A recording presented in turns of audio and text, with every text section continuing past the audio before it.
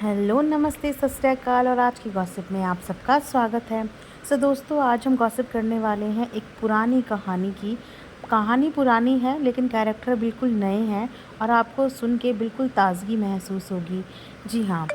Friends, अगर आपने गौर किया होगा तो अम्मी हमेशा मौज मस्ती मारती हुई अपनी बहनों के साथ ही नज़र आती हैं। यहाँ तक कि खाना बनाने के लिए भी उनके यहाँ हेल्पर है, लेकिन कभी भी उस हेल्पर की शक्ल दिखाई नहीं गई है। सिर्फ ये जताया जाता है कि मम्मी सारे घर का काम करती हैं, लेकिन असलियत ऐसी बिल्कुल नहीं है। मम्मी के पास हर चीज़ का हेल्पर है। लेकिन वहीं पे बात करें पापा की, तो क्यों पापा इनके अपनी वाइफ के साथ नहीं रहते? अक्सर हमने हमेशा इनके अब्बू की जिम्मेदारी पिपिका और जनाब के हाथों में ही देखी है। जब से उन्हें ब्रेन स्ट्रोक आया है तब से उनके पापा की ज़िम्मेदारी सिर्फ़ और सिर्फ उन दोनों की बन चुकी है। पूरे तरीके से उन्होंने अपने पापा की ज़िम्मेदारी अपने ऊपर ली है, साथ ही साथ पापा के लिए केयर टेकर भी रखा है। ऐसी क्या रीज़न्स हैं जिनकी वजह से इनकी मम्मी अपने हस्बैंड का ध्यान भी नहीं रख पाती हैं, उनके खाने से लेकर किसी भी चीज़ का ध्यान नहीं रख पाती हैं। जब तक वो 2-3 साल तक पिपिका मैडम के ऊपर वाले फ्लैट में रहते थे, इनकी मम्मी तो नज़र वहाँ कभी आई ही नहीं। किसी भी वीडियो में इनकी मम्मी नज़र आती ही नहीं थी। इनके पापा हमेशा अपने केयर टेकर के साथ अपना टाइम पास करते हुए नज़र आते थे और इनकी मम्मी अपनी बहनों के साथ मौज मस्ती करती हुई। आजकल इनके पापा नीचे शिफ्ट हो गए हैं, तो भी इनके पापा अपने हेल्पर के साथ ही होते हैं। इनकी मम्मी अभी भी अपने हस्बैंड के साथ टाइम स्पेंड करती हुई नज़र नहीं आती।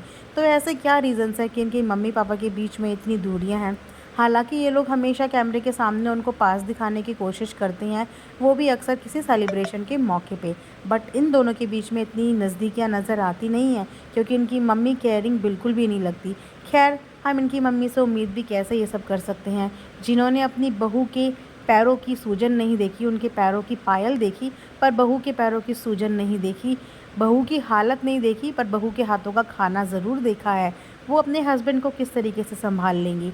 अब अगर कुछ लोग ये कहेंगे कि अम्मी की खुद की तबीयत ठीक नहीं रहती है, अम्मी की उम्र ऐसी है, तो ऐसा कुछ नहीं है। जो लेडी अपने अपीयरेंस पे इतना ध्यान दे सकती है, मुझे कैसा सूट पहनना है, किस कलर का सूट पहनना है, शॉपिंग करने के लिए 4-4 चक्कर लगा सकती हैं, वो लेडी बीमार नहीं हैं, वो लेडी बूढ़ी नहीं हैं, वो लेडी तंदुरुस्त हैं।